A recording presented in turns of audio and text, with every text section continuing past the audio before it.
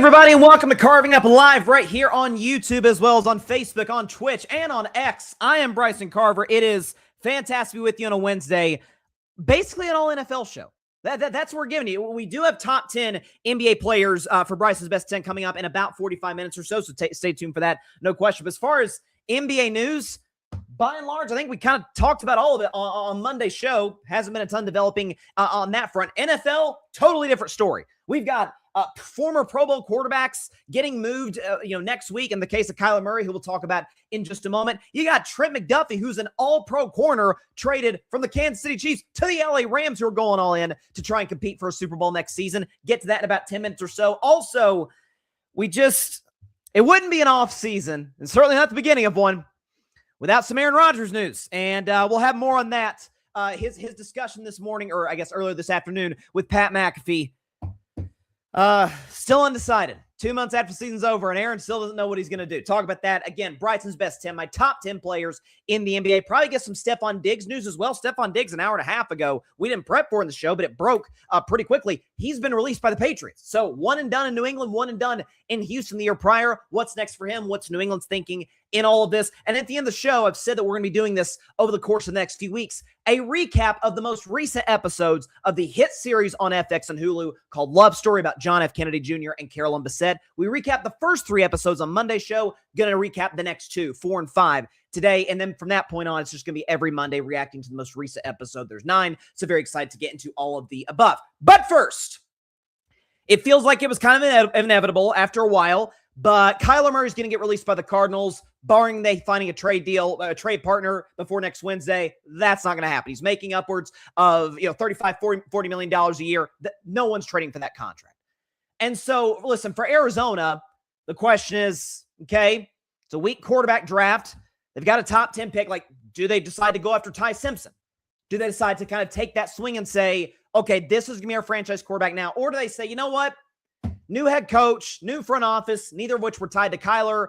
We're going to get a grace period. We're going to get a year where the team's probably not going to be very good. We get a high draft pick in 2027. Much better quarterback draft. We get our guy then. We'll see.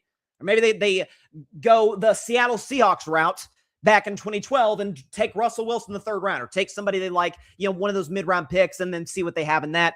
They'll probably go in that direction. We'll see how it goes. So for Arizona, smart move. You get off the salary, eat the dead money. Listen, we've seen teams eat dead money on bad quarterback contracts in the past. The Dolphins are probably going to do it with Tua. The Broncos did it with Russell Wilson. Look at that work for Denver, right? So eventually, and this will sort of shift me into the team that I think Kyler fits in the most. I'll get to that in just a minute. But what it does is, it's okay to admit you were wrong. It's okay to move off of an albatross of a deal if it's in the best interest of your franchise. And for the case of the Arizona Cardinals, this is. For Kyler, it's a little bit more complicated. Because on one hand, well, there was a reason he was the first overall pick in the draft back in 2019. I mean, there was a time we weren't sure if he was going to play football at all, if he was going to go to baseball. He was a top 10 pick by at the time, Oakland Athletics. Decides, you know what?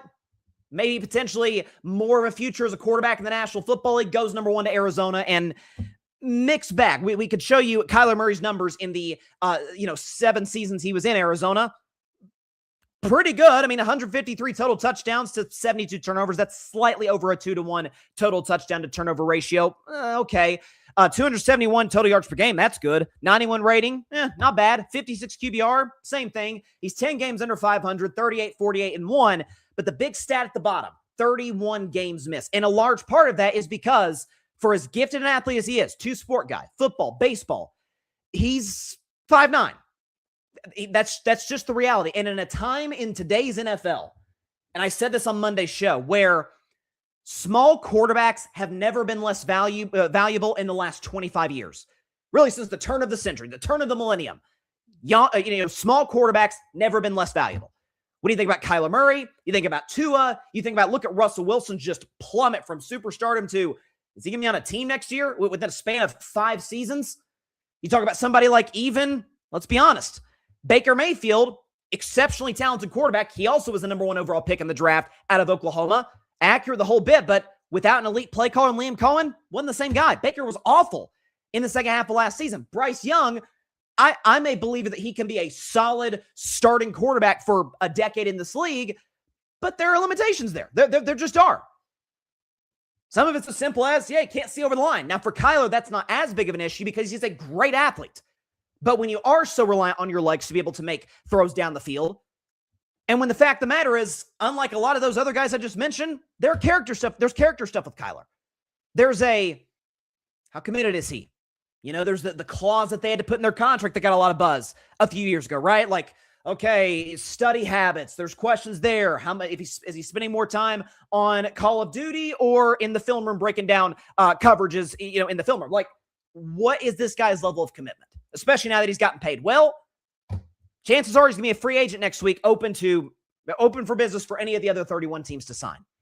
And so, listen, Kyler's too talented. Kyler has shown enough positives that he will absolutely get another opportunity to start. I mean, if Sam Darnold, who was straight garbage with the Jets, not great with Carolina, won some games, but individually wasn't that productive, if he can get a backup job in San Francisco for a year and then go to Minnesota, and now we're seeing the Sam Darnold that we've come to know for the last couple of years. Some of that you could say is, yeah, but Sam's also 6'4", bigger athlete, and better leader, better teammate. Even back with the Jets, his teammates swore by him. Not the case with Kyler. Here's who I think is I don't want to say a perfect fit, but the one that makes the most sense for Kyler Murray. It's the Minnesota Vikings. There's been rumors and reports over the last week. Hey, they're looking at bringing in a veteran quarterback to maybe challenge J.J. McCarthy. Very similar to what the Colts did a year ago, ironically, with the quarterback that used to be in Minnesota. With Daniel Jones, they bring him in to compete with Anthony Richardson. Guess what? In part due to injuries, Anthony Richardson never starts a game. Daniel Jones beats him out in the preseason. He's better, and Daniel Jones, prior to the injury, playing pretty good football. He just got transition tagged by the Colts. Chances are he's going to be in Indianapolis this season. Smart, young offensive coach. Same case, obviously with the Vikings. I think Kevin O'Connell this is like a backhanded compliment, I guess, but is the best coach in football who doesn't have a playoff win. It's like, well, if you're so good, why don't you have a playoff win? Fair enough. He got Kirk Cousins to 13 wins, 2022, lost to Daniel Jones of the Giants. A couple of years later, win 14 games. Darnold's bad in the last two. You get blown out by the Detroit and then by the Rams in the wild card game back in 2024. But we all know Kevin O'Connell is an elite offensive coach. Comes from the McVay tree, creative guy, works well with quarterbacks. And if you're Minnesota, listen, wouldn't it be ironic if Kyler gets his job or gets an opportunity in Minnesota for the same reasons, albeit somewhat different circumstances, that he got an opportunity with the Cardinals, why they took him number 1 overall in the 2019 draft? Why? Because the Cardinals looked around, they saw Josh Rosen, and they're like, yeah, this guy, he's not good. He can't play. And Josh Rosen's been out of the league for a long time now. Really good college quarterback. There were some character issues there with him as well. He's bad. Much higher upside with Kyler. We're like, hey, we have the first overall pick in the draft. Let's give this thing a different go with a different guy. And certainly Kyler was much better than Josh Rosen, to put it mildly. Most guys are, but that could be a similar situation in Minnesota. You're like, well, Bryson, you got to give J.J. McCarthy more than 1 year. Do I? Well, I mean, Sam Darnold, bond with the Jets. Baker Mayfield had some pretty low lows with the Cleveland Browns. Yeah, we're talking about two of, in my opinion, the 2 worst run organizations in football, maybe even in sports. The Cleveland Browns and the New York Jets. Or are we going to compare the Vikings to that now? I know the Vikings don't have any Super Bowls, but come on. I know they just fired their GM, understandably so, but great coach, good roster. Obviously, Justin Jefferson still has a case to be the best receiver in the league. I mean, think about this. Let's just show what J.J. McCarthy was with Justin Jefferson, with elite running game, or an elite running game, with Kevin O'Connell calling plays. J.J. McCarthy, a year after Sam Darnold just threw, was an MVP candidate last year or the season prior, the man had more picks than touchdowns. 57% completion, 163 yards a game. 72 rating, 35 QBR. He was bad. Arm strength, that was one of the things people talk about. Oh, man, JJ's arm strength is good. Yeah, he's not accurate with it. His decision-making's bad. By and large, seems like a good kid. Like, it tends to be very weird. I'm sure we'll hear it, especially given that this is a much weaker quarterback draft than the one JJ was in 2024 when he had Caleb, Jaden Daniels, Drake May, Bo Nix, and all these guys. Be very weary. If you're thinking about drafting somebody in the first round, be very weary of, man, good kid, really smart, interviews well, Listen, there's value in that. There's no question. That's not to say you can't develop that guy. And you know how much I care about that as it relates to prospects. That's why I ripped Diego Pavia on Monday and will continue to if his behavior doesn't change. But that can't be your best trade. There's got to be something tangible there. And when you're J.J. McCarthy winning a national championship with a run-first Michigan team, an offensive line, Blake Corum-led Michigan Wolverines football team,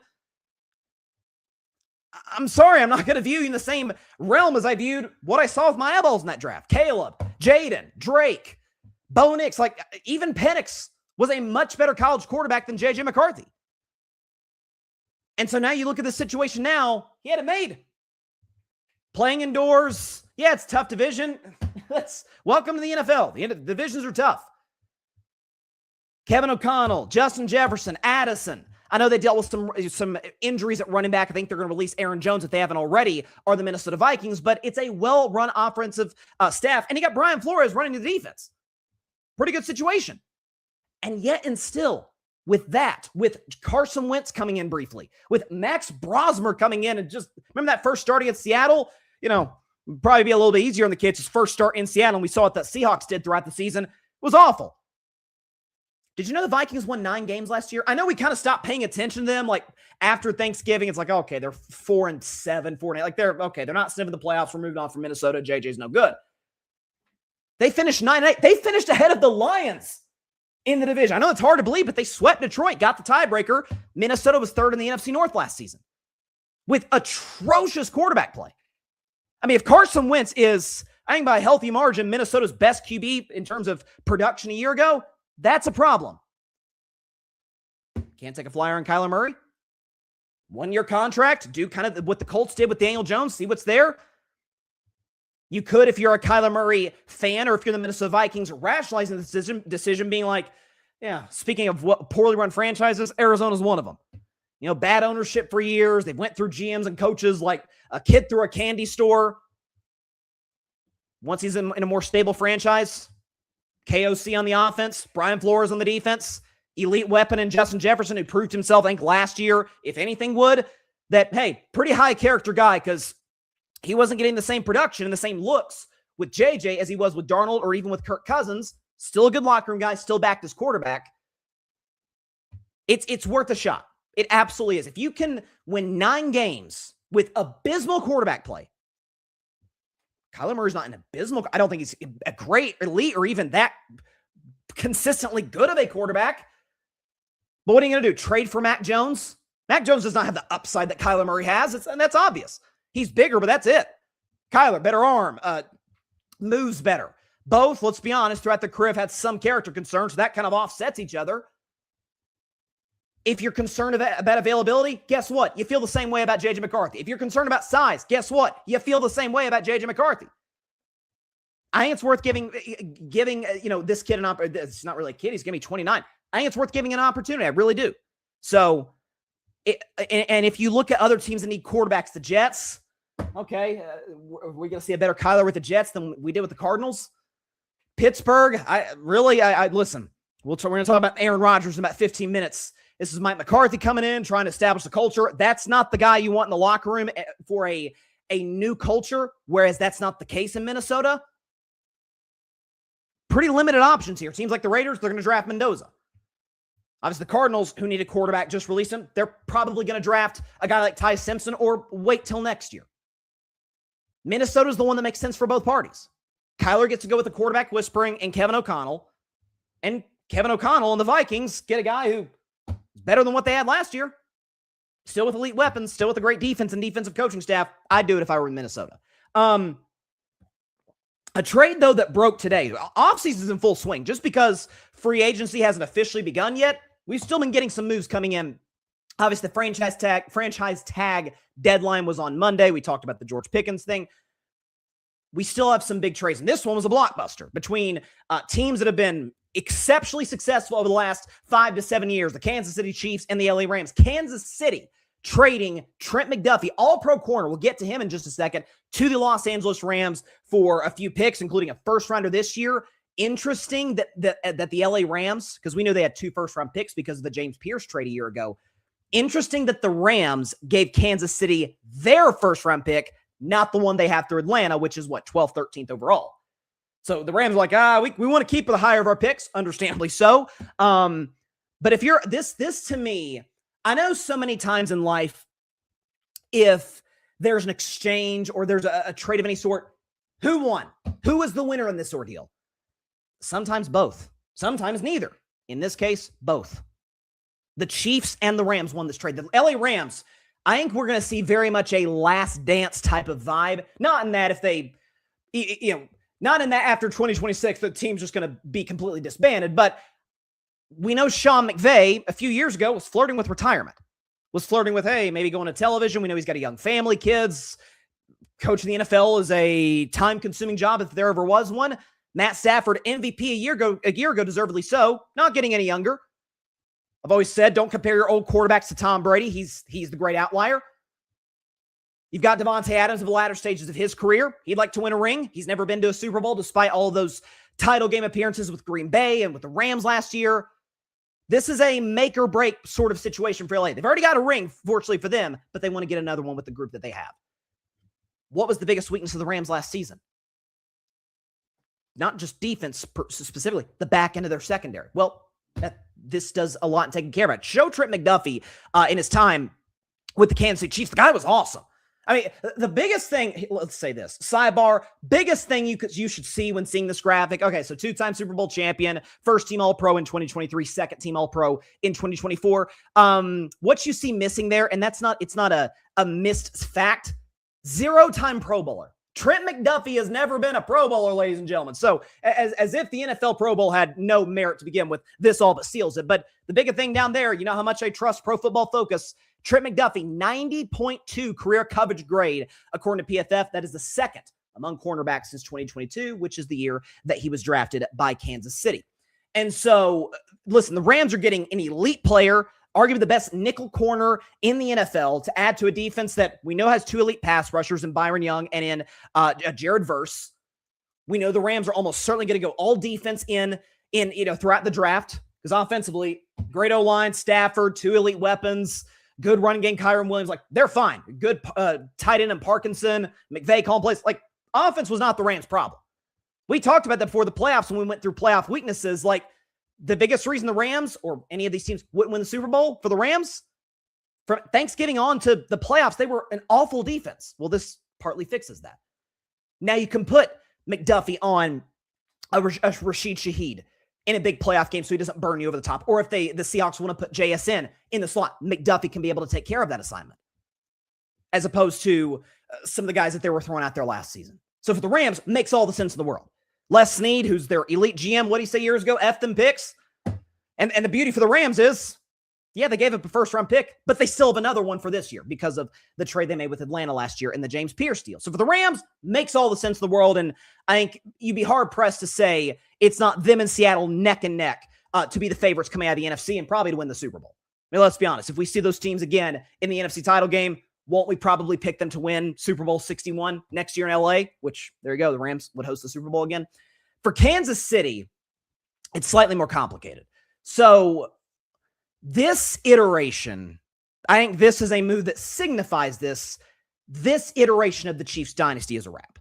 Like, they are not winning the Super Bowl next year.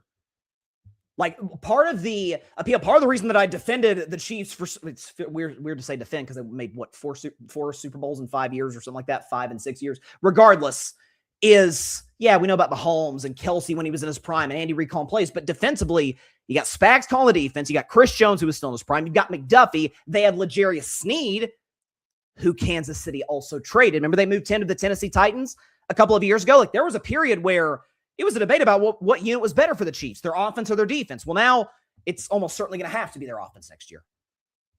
You could see them go after. There's been a lot of buzz. Could they take Jeremiah Love, number 9 overall out of Notre Dame? Mahomes, unlike Lamar, Josh, even Joe Burrow for a time, Stafford, he's never really had a running game. So I think Jeremiah Love would be a great pick for the Chiefs. If they don't go in that direction, I think going defense would not be a bad move for them. They've shown an ability. They found McDuffie. They found L'Jarius Sneed. Like, they've been good drafting on the back end of their defense for years. They'll be fine in that regard. But they are doing something very, very similar to what we talked about with the Detroit Lions on Monday. Ironically, the two teams I picked to be in the Super Bowl 2 years ago is yeah, well, we think we're going to be good next year. Like, I don't think anybody who knows anything about football is going to be like, if Patrick Mahomes comes back and he's healthy and he's Mahomes, the Chiefs are going to be awful again. I don't anticipate that being the case. But they don't have enough to get to the next level and win a Super Bowl in 2026. They don't. You just gave up one of the primary, defensive playmakers in your backfield. Not even playmakers, so to speak. Like, if you look at the mark, I shouldn't say the mark, just for the casual NFL fan, if you don't want to look at Pro Football Focus, where the case may be. Generally speaking, if you're talking about a corner, if you go to their Pro Football Reference page, the fewer picks they have, the better. I remember talking about this years ago. Remember when Trayvon Diggs had like 10 picks or something crazy in 2021? It's like, why do teams keep throwing his way? Because he's a gambler. Because he's going to bite on double move routes. Like, he may beat you. He may take the ball away from you, or he might give up a 50-yard touchdown. Trent McDuffie is fundamentally sound. You talk about a guy like Spags spoke very highly of McDuffie throughout his time in Kansas City. So the Rams are getting an elite player, and for Kansas City, we developed this position well. And the fact of the matter is, the Rams are probably about to give McDuffie a contract that pays him over $30 million a year. The Chiefs couldn't have made that work. What this also potentially signifies to me is Kelsey's probably back. And I think that's been, the more time has gone on, I'd say we'll probably know in the next 10 days. It's not reporting. It's a wild guess about what Travis Kelce's decision is. My guess is he's like, man, I can't go. After all the championships I've won with this franchise, the Super Bowls I've been, I can't go on a 6-win season with my quarterback blowing his ACL in week 15 or 16, whatever it was. Like, let's give this one more run. And so my guess is Kelsey's back. Well, they're paying him. They're paying Mahomes. They're paying, what's my guy's name? Chris Jones. Never forget, they gave up Joe Thuney a year ago. O-line wasn't the same. Salary cap reasons. The New England Patriots did this for years. The Detroit Lions, I think, again, these smart front offices, they're like, we trust our ability to draft. We found some steals in late rounds. We've got a great coaching staff, Reed on offense, and Spags on defense. We can be able to put together a roster that works in a cheap way, while still paying Mahomes, while still being able to try and surround him with the requisite talent to be a Super Bowl contender. Listen, this is the same franchise that traded Tyreek Hill, and how'd that work out? Got 2 Super Bowls out of it. They were able to rebuild their defense with Trent McDuffie. He was one of the picks was picked with one of the draft selections that Miami gave to Kansas City in that Tyreek Hill move. So generally with smart front offices, I'm going to roll with they know what they're doing here. Kansas City, you've seen them make some moves and moving on from some of their offensive linemen. They're trying to clear up cap space. They're trying to get themselves to a point where next offseason, now we have a little bit more flexibility. Now, if there's maybe a wide receiver in free agency we can spend that money. So I liked what the Lions did with the David Montgomery move on Monday, and I think this is a smart move for Kansas City, moving Trent McDuffie to the Los Angeles Rams. And for the Rams, it makes all the sense in the world. That was the one weakness of your football team last year, was back into your secondary, and you probably just fixed it with this move. So, but this does give, for LA, this does give very much a last dance type of feel. Okay, you're bringing in McDuffie on a big contract. You're going to pay Puka, I guess, this offseason because he just completed his 3rd year in the league. So you're going to pay Puka big money. You're paying Stafford. You're paying Devontae Adams. Like, a lot of guys here. It's a hard cap league. How are they going to make it work beyond this season? Because eventually the bill comes due. So smart move for both franchises. Kansas City recognizes we probably can't compete next year. Mahomes off an injury. Kelsey, if he's back, is obviously not the same guy. Still productive, but nowhere close to Hall of Fame apex playoff pass catcher Travis Kelce that we have all come to know and love over the years. We're more planning beyond this year. And I think it's a smart for the Chiefs. Rams know we were that close to going to the Super Bowl, and we would have beaten New England. Make this move, address a need, and I think they did that. So, by and large, I think it's a smart move for both franchises. But when we come back, like I said at the top of the show, it would not be a carving it up episode where we're recapping off-season moves without a new development on Aaron Rodgers and whether he'll be back with my Pittsburgh Steelers. I know his answer is going to absolutely shock you. We'll talk about that in just 1 minute on the show. Stay tuned.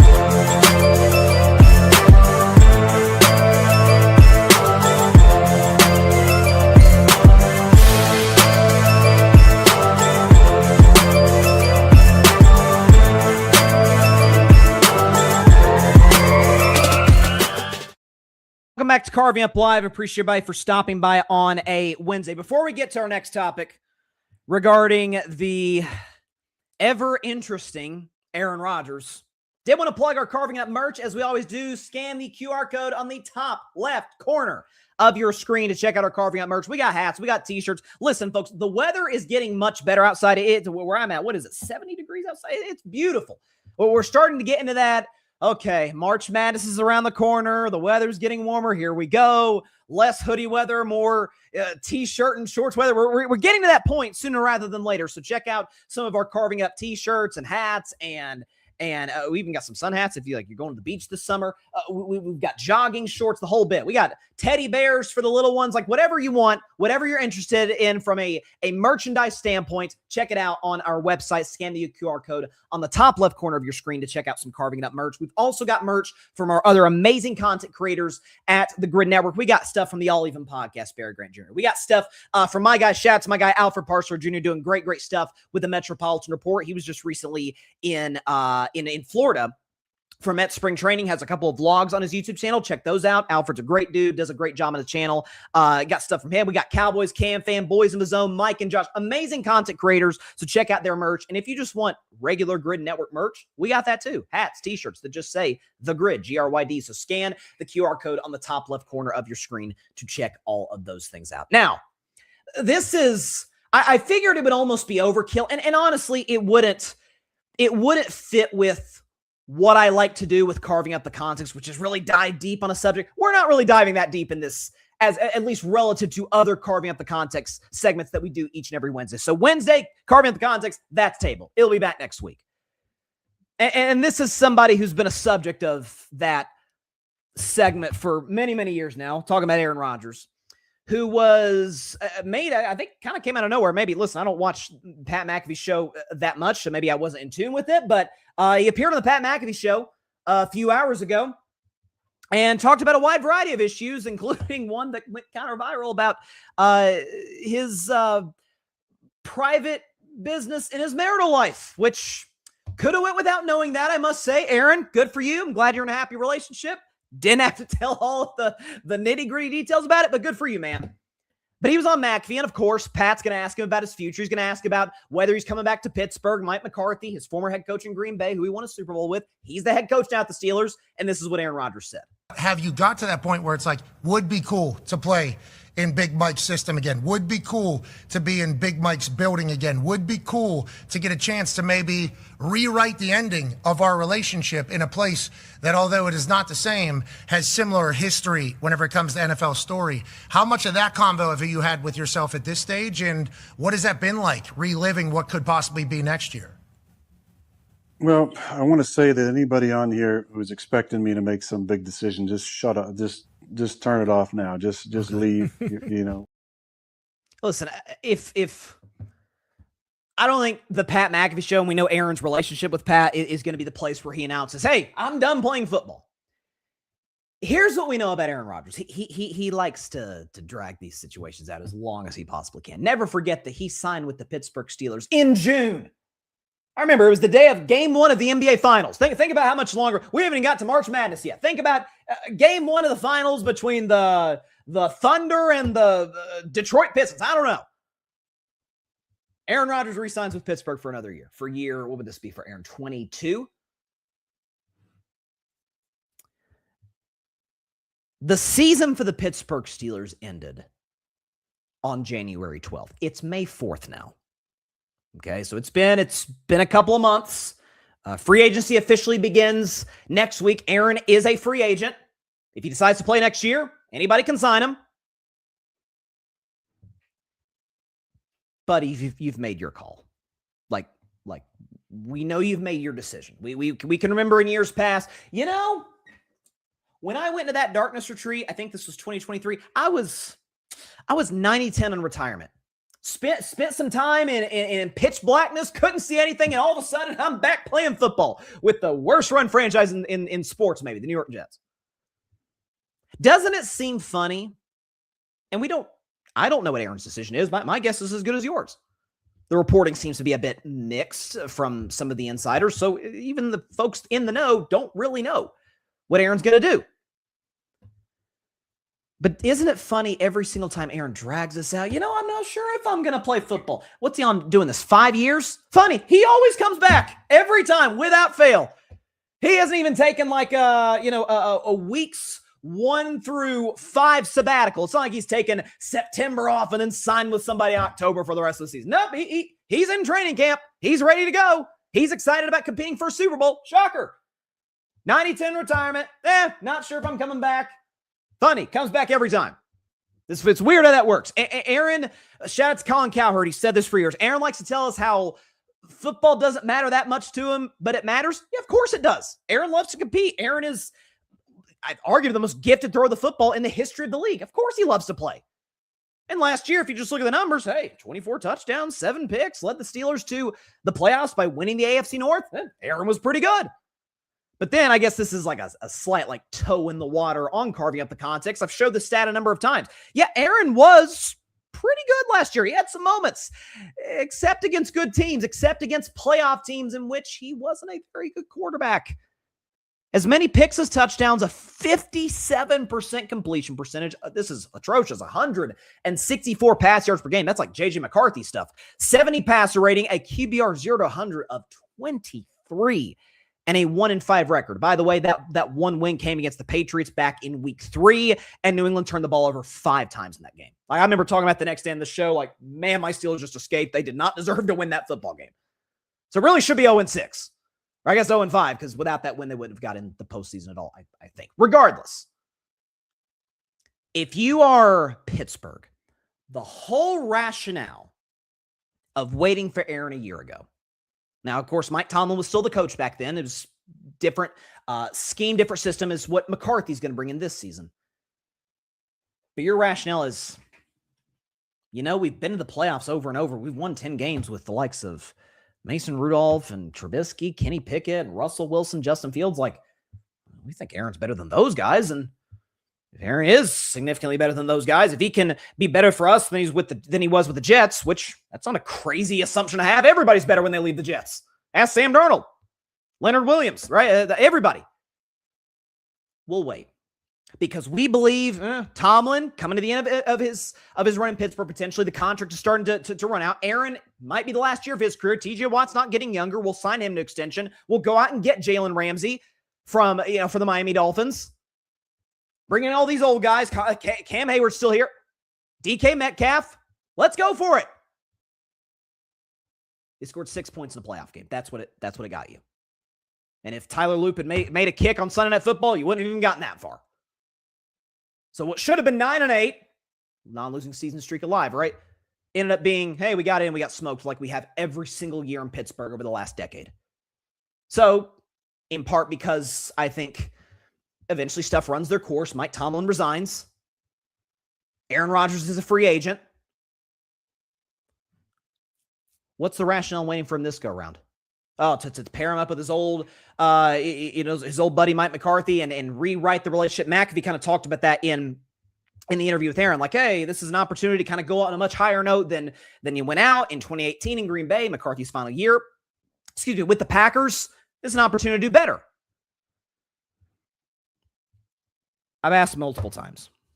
And especially now that we have a season, I asked this last year, but now we have a season of evidence with Aaron with the Pittsburgh Steelers. Now he's a year older. Now he would be, in theory, going into year 22. What do the Steelers hope to gain out of this? What do they hope to gain out of this? What will Aaron Rodgers provide that is so valuable that you just got to bring him back, even though you know we have no chance to win the Super Bowl? Oh, we scored 6 in a playoff game. We weren't close with a team whose quarterback was awful, C.J. Stroud, throughout the postseason and really the second half of the season with Houston. At home, mind you. Our quarterback, as Aaron is prone to do, and we talked about in the show for years, somebody makes a mistake, a wide receiver in particular makes a mistake. Remember DK Metcalf drops that pass early in the game? Didn't get a target till the fourth quarter.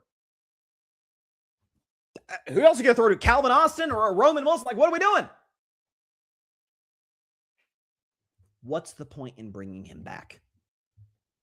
If McCarthy, because McCarthy sort of alluded to it at his, not sort of, he just straight up said it at his introductory press conference a couple months ago. Yeah, of course, I'd love to bring Aaron back. I'm sure he would. Based on reporting the last few years, I remember distinctly McCarthy made his return to Lambeau in 2022 with the Dallas Cowboys. He and Aaron like met in like some private room in the bowels of Lambeau Field and like had like kind of like a heart-to-heart, like, not a lot of football was discussed based on the reporting. Like it's kind of a life conversation between two men. They seem to be on good terms now. Great. No problem with that. Glad they're on better terms. Doesn't mean you got to work with them. Someone could be your friend. That doesn't mean that they will put you in the best position to be successful professionally. If you're Pittsburgh, I've said this. Listen, the hiring of McCarthy tells me, okay, they're not going to tank. But McCarthy's too good of a coach. The roster is not bad enough to tank. If you had hired a young coach and traded some of your best players to get draft picks, that ship has sailed. Okay. You got a young quarterback in Will Howard. There are some free agent quarterbacks. I'd really steer clear of Kyler Murray. But you can maybe see what you like about Malik Willis. Maybe test those waters. If not, fine. Bring Mason Rudolph back for another year. You go 9-8. You might go 8-9.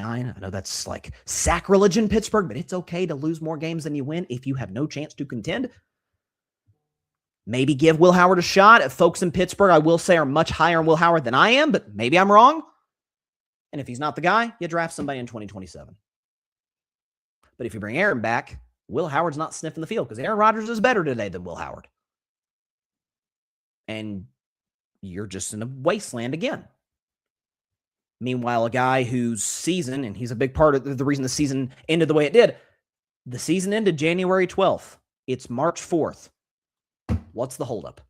What are you coming back? Like the offseason started. There's trades being made. The free agency starts next week. Teams are already evaluating the draft. Like, what are you doing? We waited on you until June last year. We got a blowout playoff loss at home out of that. What's the point in waiting for you this year? So Aaron can be coy.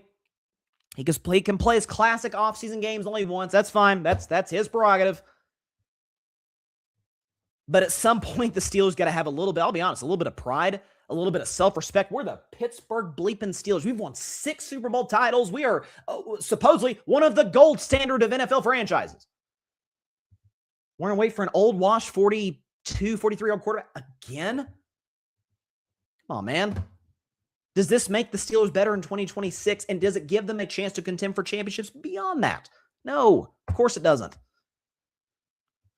So, if Aaron doesn't have a decision by the start, or I shouldn't say by the start. I mean, it'd be nice if he did. But if a week from today, we're still not sure, it's just cut ties. Mike McCarthy, Omar Khan, we've got to do what's in the best interest of Pittsburgh. You were good with us last year. 24 touchdowns, 7 picks, helped us get to the playoffs. Did basically what Russell Wilson and Mason Rudolph did, but you did your job. Thank you for your services. We're moving on. Never forget the Green Bay Packers. They put up with a lot of Aaron's nonsense for a long time. The second he was an Aaron Rodgers MVP, gone. Moved him. So maybe Steelers could take a page out of that book. And Pittsburgh never saw prime Aaron. Green Bay did. So there you go. Real quick, I did want to touch on this because it broke a couple of hours ago. And initially we didn't plan to have it on the show, but I feel like it's notable that according to Tom Pelissero, Stephon Diggs has been released by the New England Patriots. And so how much money is it? Again, this was not a part of the prep on the show. I'm not sure how much money they're going to save necessarily. But yeah, all we got is that Pelissero reported that Stephon Diggs has been released. So there's some, I think the first aspect of it is, okay, there's some off-field stuff with Stephon that is legitimately concerning. Maybe New England doesn't want to deal with that. Okay. And I think by and large, if you're a Patriots fan, and I know a few of them, good friends of mine, I remember talking to my good friend, shout out to Dylan, who I worked with in Disney World last year. He's a big Patriots fan. And when this news broke a year ago, he was like, Stephon isn't quite the same player he used to be. I'm like, listen, A, he's better than what you had. And B, yeah, he's got off-field issues, but by and large, the guys seem to like him in the locker room. Vrabel's first year, can come in, be a good veteran presence to some of the young guys, Pop Douglas, Keyshawn Boutte, these guys, and By all accounts, he was. He was Drake May's consistent number one guy throughout the course of the regular season. So I think, generally speaking, mission accomplished if you're New England in that regard. Now, what's Stefon's future? Listen, first of all, we got to see what happens with the off-field situation. And even beyond that, okay, this is going to be year 12 for Stefon Diggs. Like, receivers don't get better as time goes on. Okay, you've had some good organizations like Minnesota and then Buffalo and then Houston and then New England all move off of you. That's not the best advertisement for teams that might be looking for some wide receiver help. Now, I'm not saying that Stefon Diggs can't play anymore. You saw last year, he was quite good. But I think New England's mindset is, okay, defense is great. Like, Vrabel's got that side of the ball locked up. We're going to have Josh McDaniels probably forever because he bombed twice as head coach. That's kind of the luxury that the Chiefs have had with Spags. The Patriots have it with Josh McDaniels. Drake May's our guy. Got to upgrade the offensive line, and we need to give Drake probably some better weapons. Travion Henderson, I think, is going to have a bigger role next year, as he should. I really, really like his upside, and I think he showed it to you as like a home run hitter type back with the Patriots last year. Keyshawn Boutte showed some real promise. He was great in that Texans game, made the great catch. Pop Douglas, this guy with speed and can make plays with the ball in his hands. You could be able to add to that group. And so I'm just not really sure what Diggs' future is. Again, the off-field stuff, my guess is he probably gets suspended to start next season. And then beyond that, who does he end up with? Wouldn't it be hilarious, kind of, if the Steelers brought in Diggs and just like, hey, let's get older. let's get guys. Listen, if you brought in Stefon Diggs, again, I am not advocating for this, by the way. We need receiver help, but preferably young receivers. If the Steelers signed Stefon Diggs, it's like, in 2020, this team would have been awesome. You got Aaron Rodgers and DK Metcalf and Diggs and Cam Hayward and Watt and Jalen Ramsey. All these guys, Jonnu Smith. Problem is, most of those guys are washed. In the case of TJ Watt, far from washed, but declined a little bit last year. I was somewhat disappointed with what I saw from TJ. All right, shifting now to the NBA. It's our only NBA topic of the show. So we do Bryson's Best 10 each and every Wednesday. Again, I mentioned on Monday, I was debating whether to do a Bryson's Best 10 or to do a mock draft. Make an announcement on the show now. Starting next Wednesday, mock draft 1.0. We're getting in that season. We're now post-combine. You're seeing all of these draft evaluators put together their mock drafts. Well, I'm going to have my first mock draft each and every Wednesday on this show starting next week, looking at potential trades. Last year, I didn't experiment really at all with trades. This year, I think I'm going to at least post my first mock draft. But next week, my first mock draft. Stay tuned for that. Very, very excited to look at it. Again, it's a marriage of two sports I love, the NFL and college football, and very, very excited for that process. So stay tuned for that next Wednesday.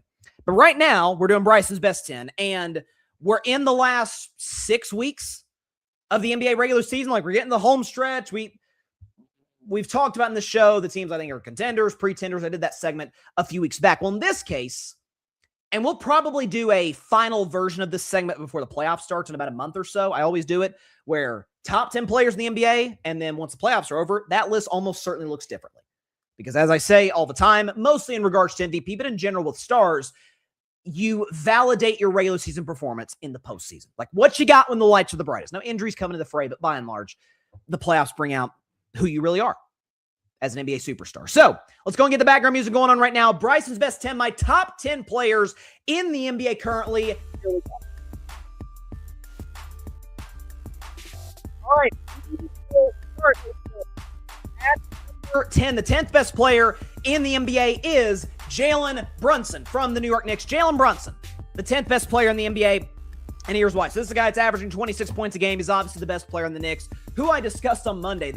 They've had a roller coaster season up and down, got off to a hot start, won the NBA Cup, then lost some games, then won some games, lost some more games. Now they're back to their winning ways. They crushed San Antonio on Sunday, which was a very impressive win. Listen, this is a guy who, clutch player of the year a year ago, but also with Jalen Brunson, he's been a guy who's elevated in the postseason. His regular season performance in the last few seasons has been good. He's been even better in the playoffs. Remember the game winner against Detroit last year to knock out the Pistons in the first round, and then the way he played against Boston in some of those fourth quarters. Like, this guy is battle-tested in the biggest moments. He even made a conference finals with the Dallas Mavericks before coming to the Knicks.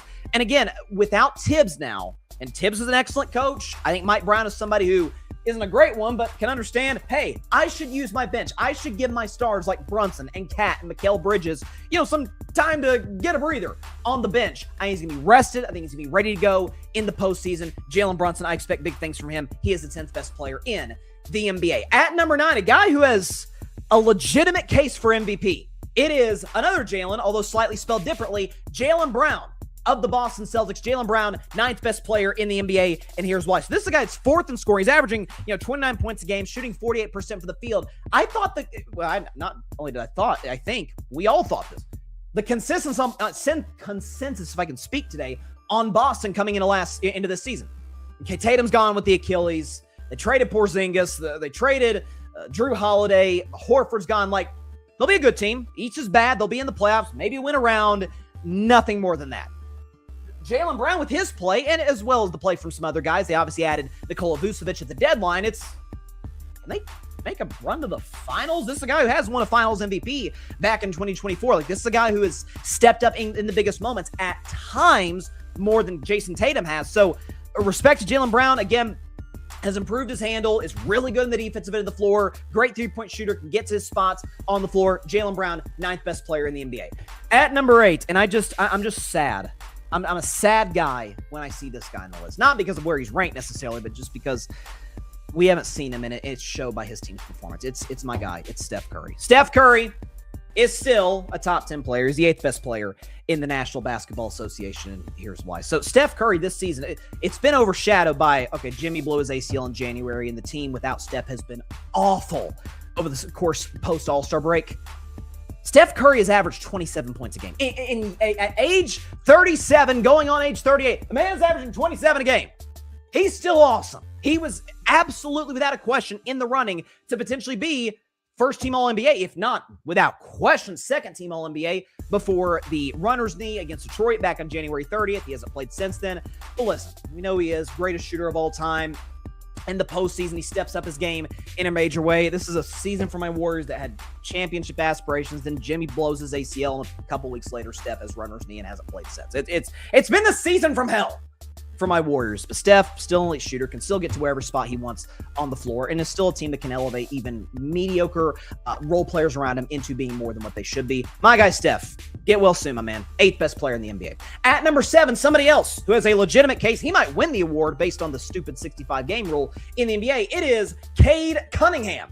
From the Detroit Pistons, Cade Cunningham is the 7th best player in the National Basketball Association. Here's why. So this is a guy who's averaging, 26, 27 a game, averaging 9.9, 10 assists a game. He's been consistent, gets his spots. And again, the biggest concern I have with Detroit, unbelievable defensive team. Cade's really the only guy you trust consistently on the offensive line. Jalen Duren to a certain degree, but Cade is the guy. Okay, he's been in the playoffs last year. He's a legit MVP candidate. He's gotten the Pistons to being the 1 seed in 2026. Just an unbelievable guy. And I think what's amazing about Cade, listen, this is a guy who's drafted number 1 overall out of Oklahoma State 2021.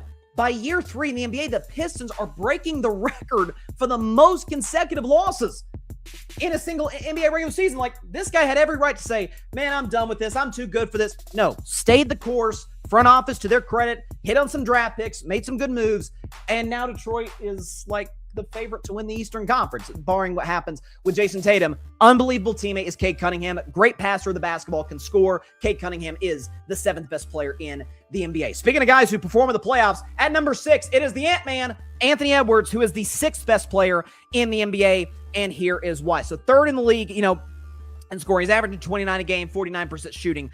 Listen, this is a guy who's been the giant killer in the postseason. He knocked out KD, Jokic, and then a year later, Luka and LeBron should have been 8th. The Timberwolves have won. Steph and Jimmy, and said it was just Jimmy because Steph's hamstring went in game 1 of that series, much to my chagrin. But listen, has developed into an elite three-point shooter. There does seem to be a little bit of turmoil going on in Minnesota. Rudy Gobert made a comment about, hey, it'd be nice to have a league guard who passed the ball more. Seemed to be a shot. And Anthony Edwards, he had a game clincher the other night against the Clippers where he is just going ball hog, steps back, nails a 3 in the eye of the Clippers, and is talking trash to his own bench. But this is a guy who steps up in the postseason. He's got the jumper, is maybe the best athlete in the NBA. enough said about Anthony Edwards. He's going to give you 30 a night. He's going to do it relatively efficiently, and the guy's only in year 6, so he's only going to get better, and he's great on the defensive end. And Edwards is the 6th best player in the NBA. This guy doesn't play a lick of defense, but he might be the best offensive player in the NBA. He's certainly the argument. And number 5, it is Luka Doncic from the Los Angeles Lakers. Luka is the 5th best player in the NBA. So, listen, this year has not been a great one from Luka, not from an on-court perspective. The man's leading the league in scoring. He's averaging 32 a game, 32, 7, and 8 to be exact. But folks that were thinking, oh, he's in better shape. He was on the cover of Men's Health magazine during the summer. Like, oh, skinny Luka is back. Looks like he's put on a little bit more weight, not to the level that he was last year, his first year with the Lakers, but doesn't quite look the best from a physical standpoint. Can still get his own shot from anywhere he wants on the floor, from the 3. He's underrated in terms of his strength and finishing at the basket. Obviously, the fadeaway, the little one-legged, not Dirk Nowitzki-esque, his former teammate and predecessor in Dallas, but just the fadeaway over guys is almost unguardable. The problem is he doesn't even attempt to play defense, and that's caused some rifts with him and JJ Redick, who's a defensive guy. We saw the viral video at Golden State from Saturday. There's some issues going on there that we'll see if they get resolved or not, but Luka's still elite. This idea, I love my man Draymond Green, but Draymond talking about people need to apologize to Nico Harrison. For what? For what? How'd that trade work out for Dallas? Anthony Davis ain't even with them anymore. Okay, so no apologies for Nico Harrison. Still the worst trade in NBA history. Luka's still awesome. Can he be able to elevate the Lakers? We'll see. But the Lakers are much better with Luka than they were with Anthony Davis, and that's not debatable. He is the 5th best player in the NBA. This guy, man, I love him. I believe in him. And he's been as good, if not better, than I and a lot of folks thought he'd be coming into the league. It is my man at number 4, Victor Wembanyama.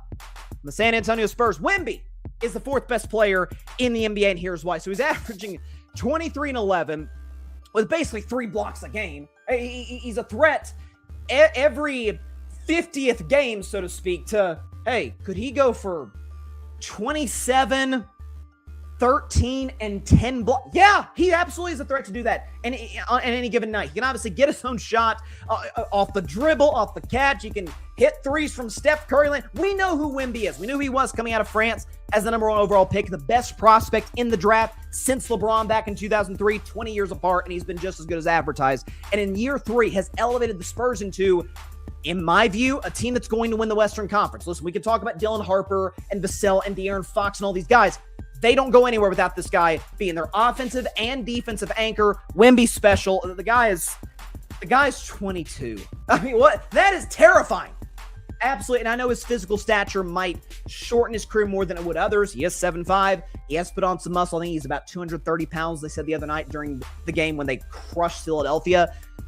Wemby's unbelievable. And I think there's a world that exists where we view him after this season as, is he the best player in basketball? He hasn't played in the playoffs yet, so I can't put him in the top 3 just yet, but he's awesome. He is the 4th best player in the league. Speaking of somebody who's definitely not going to be in the playoffs, but is still awesome, let's not forget that. It is Giannis Antetokounmpo. Giannis is the 3rd best player in the NBA, and here's why. So look, speaking of guys who have not had the greatest year from a PR standpoint, Giannis, I think, might top the list. People don't want to admit that because Giannis is a nice guy, and he's very likable, and he's a great player. I mean, Giannis this season, still averaging, despite the games missed this season for Milwaukee, still averaging 27, 10, and 5 on 63% shooting. He's awesome. Defensive Player of the Year, 2-time MVP. We know who Giannis is. The question is, does he want to play for contender or does he want to stay with Milwaukee? Because those things are absolutely mutually exclusive, regardless of what Giannis wants himself to believe or wants others to believe, and we'll see how they get resolved in the summer. He's still, as I've said religiously on the show, the most unstoppable player in the NBA within 5 feet of the basket since Shaquille O'Neal. He's not as good as Shaq. Let's not get ahead of ourselves, but unstoppable in that regard, and has a decent mid-range jumper. Availability's been a little bit of a concern with him in the last few years. He is 31 years of age, so kind of at not the tail end of his prime, but on the second half of his prime. I think that's fair to say. This is year 13 for Giannis, but he's still fantastic, and whoever acquires him at the deadline will be very lucky to do so. Giannis Antetokounmpo, 3rd best player in the league. At number 2, the reigning league and finals MVP, Shai Gilgeous-Alexander, SGA, is the 2nd best player in the NBA, and here's why. So he's 2nd in the league in scoring. He's averaging 31 a game on 55% shooting. The mid-range is automatic. He can get to the basket at will. He's quite good from downtown from 3-point range. He can play excellent defense for a team in OKC where it's Listen, I think the Spurs are going to beat them in the Western Conference Finals. I absolutely believe that. They're 4-1 against them this season. That said, what makes OKC so great, there's nobody you're going to exploit in the defensive end. Like usually, a great defensive team with a great lead guard score, like my Warriors a decade ago, Steph's improved on the defensive end, but you're not going after Draymond or Prime Clay or Iguodala. You're going after Steph. You really can't do that with OKC. Shai's an elite defender. Again, he's bigger than Steph and he's longer, so like that's going to add to the component as well. Listen, his foul baiting drives me crazy just like it drives you crazy. It is atrocious basketball to watch. What drives me the most crazy about it is, unlike James Harden, who kind of needed the fouls in order to be the great scorer that he was, Shai doesn't. Shai's way more efficient than James Harden was. He comes back from injury the other night against Denver, and what did he drop? 36 in that game against the Nuggets? He's still fantastic. He might very well win his second league MVP, and I wouldn't have a problem with that whatsoever. Just please stop jumping into guys without the intent of knocking down the shot. Beside that, he's fantastic. SGA is the second best player in the league. And a guy who to me has been number one for the last 3 years. At number one, it is Nikola Jokic. Jokic, the Joker, is the best player in the NBA, and here's why. So this man might finish in the top 5 in scoring and lead the league in assists as a bleeping center. The guy's averaging a triple-double, 28, 12, and 10 on 57% shooting from the field. There are arguments being made, and I think credible ones. Is this guy the greatest offensive player ever? I'm not quite willing to go there just yet. If he wins another championship, maybe that changes. But somebody who is maybe the best passer in the league, is one of the 5 best scorers in the league, an unbelievable efficiency, 57% from the field, which is, I think, down from a year ago, actually. He's 7 feet tall, 7, what? Like, you can't stop that. Denver, to me, what's going to be their downfall is they can't guard anybody, and Jokic is not a very good defensive player. On the offensive end, there's no game plan. There's no way to stop him. You crowd the paint, yeah, he's going to kick it out to Cam Johnson or to Jamal Murray, any of these guys, to knock down the shot. He's unbelievable. He's still the best player in the world. I'd love to see a playoff series between Denver and San Antonio, between Wemby and Jokic. That'd be a fun, maybe passing of the torch from the best player in the league. Currently, to me, Jokic to the future guy in Wemby. That'd be fun, but Jokic, to me, is the best player in the National Basketball Association, and we can go and put up the list from 1 to 10. Jokic, number 1, followed by Shai Gilgeous-Alexander, Giannis Antetokounmpo, Victor Wembanyama, Luka Doncic, and then Anthony Edwards, Cade Cunningham, Steph Curry, Jaylen Brown, and Jalen Brunson. What's amazing to me, I'll keep this list up there, all of the guys in the left-hand column are international. Jokic is from Serbia, Shai from Canada, Giannis from Greece, Victor Wembanyama from France, and Luka from Slovenia. All the guys on the right, I'm almost certain Cade's American. All the guys on the right, American-born players. Ant, Cade, Steph, Jalen Brown, and Jalen Brunson. So just goes to show you how much of a global league that the NBA is today, and I think we saw that a little bit in the All-Star game a couple weeks ago. All right, we're going to take a quick break, but when we come back, from this point on, or I should say from next Monday on, we're going to end every show by recapping the latest episode, or in this case, episodes of Love Story and FX. Is an unbelievable series. Going to react to episodes 4 and 5 after the break here on Carve Up Live. Nothing but spoilers ahead. So if you haven't watched the show yet, you don't want to hear my dissertation of it, fine. Go watch the show and then watch the video we'll put in the YouTube channel afterwards. Be back to recap episodes 4 and 5 on Carving Up Live in just 1 minute. Stay tuned.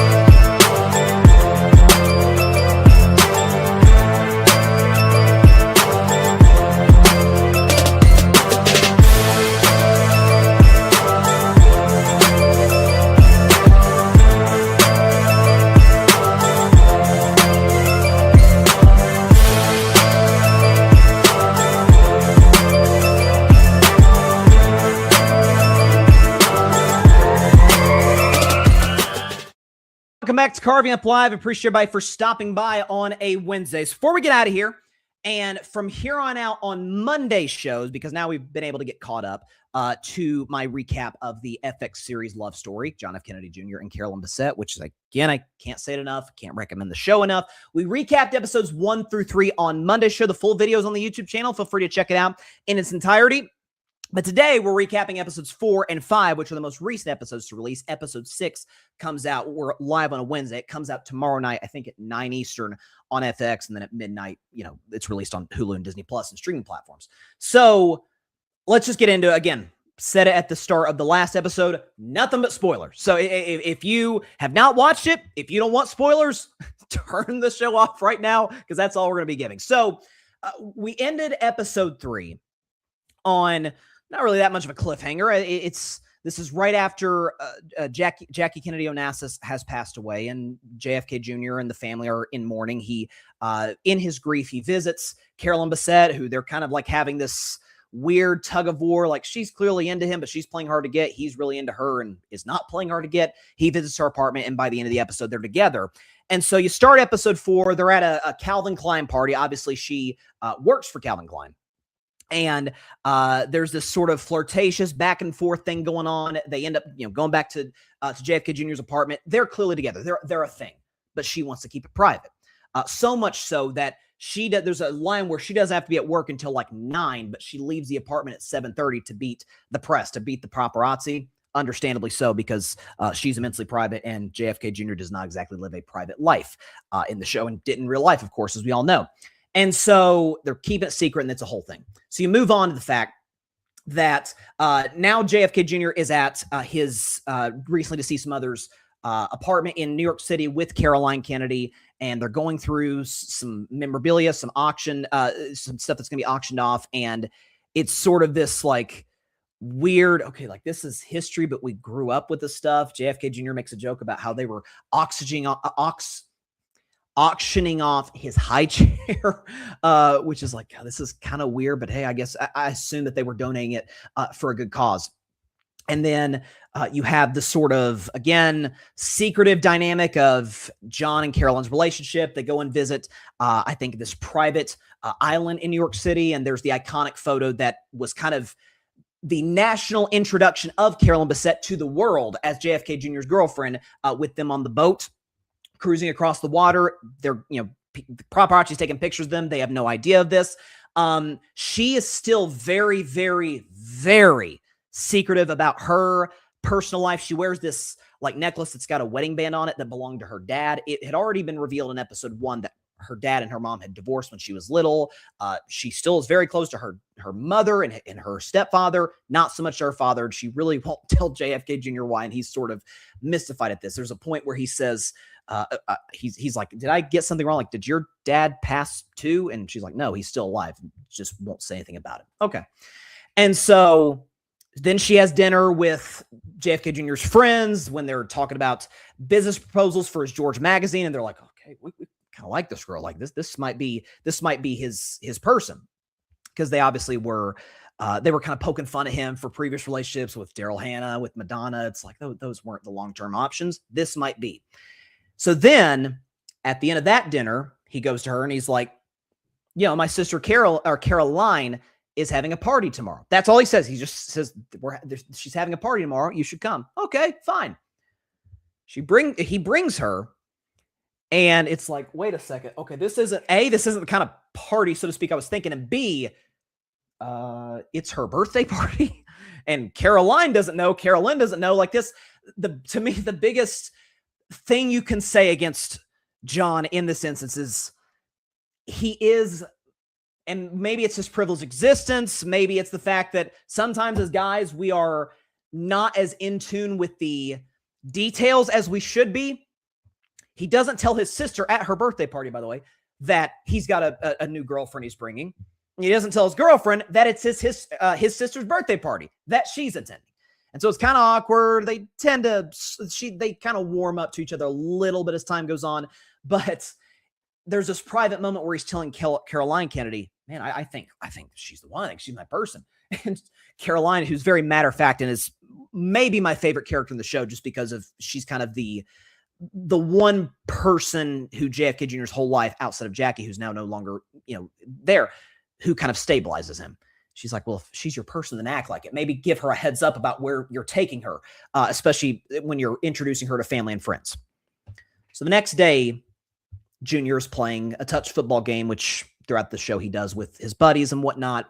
And after the game is over, he goes back to his gym bag. They're playing in Central Park, I think. Opens his gym bag, and there's like a legal notepad in his bag. It's like, what is this? And he's reading it, and you can see like the shock on his face, and we're thinking, gosh, what the heck is in this? And cut to the next scene. He's already back at his apartment. Carolyn comes home, and she's completely oblivious to what JFK Jr. read. So he kind of spills the beans. She's like, why are you acting so weird? You're being all like standoffish. Okay, I'm out of here. He's like, oh yeah, a friend of mine wrote a letter, on a couple of sheets of paper, talking about previous boyfriends, drug history, shady friends, this idea that, hey, you were trying to find an angle to be with me in the first place, to which she's like, I don't know what you're talking about. Like, Calvin Klein introduced me to you. You asked for my number. I said no. Like, how would I have been angling to be around you in that case? And so they go their separate ways. And so he's trying to get her back. He ends up telling, again, this is where Caroline is a phenomenal character in the show. JFK Jr. tells Caroline about the whole deal. And she's like, what were you thinking? What is wrong with you? Like, just an anonymous. That's the one thing, too. The letter was anonymous. You assume it was one of JFK Jr.'s friends because that's the only people he was around at Central Park playing football. She's like, so you're just going to take the word of an anonymous letter over your girlfriend? Like, that's pretty low. And so he goes to her. They're very vague about how he gets into her apartment. Regardless, he meets her there.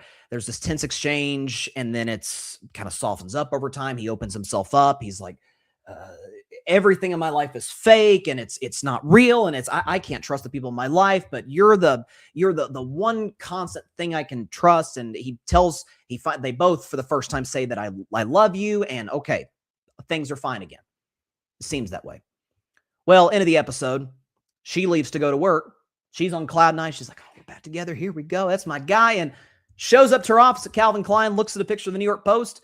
And I think we have the headline. It says, the headline says bombshell, because there was a picture of Carolyn when I think JFK Jr. was like putting her pants on the boat. So she's been revealed to the world now as JFK Jr.'s girlfriend. That's how episode 4 ends, on a very ominous note. Like, she doesn't get to have a say in when she goes public with this relationship. So you start episode 5, which aired last Thursday, and they're both leaving to go to work, and he leaves like a minute before she does to attract the paparazzi so she can go her separate way and not be swarmed.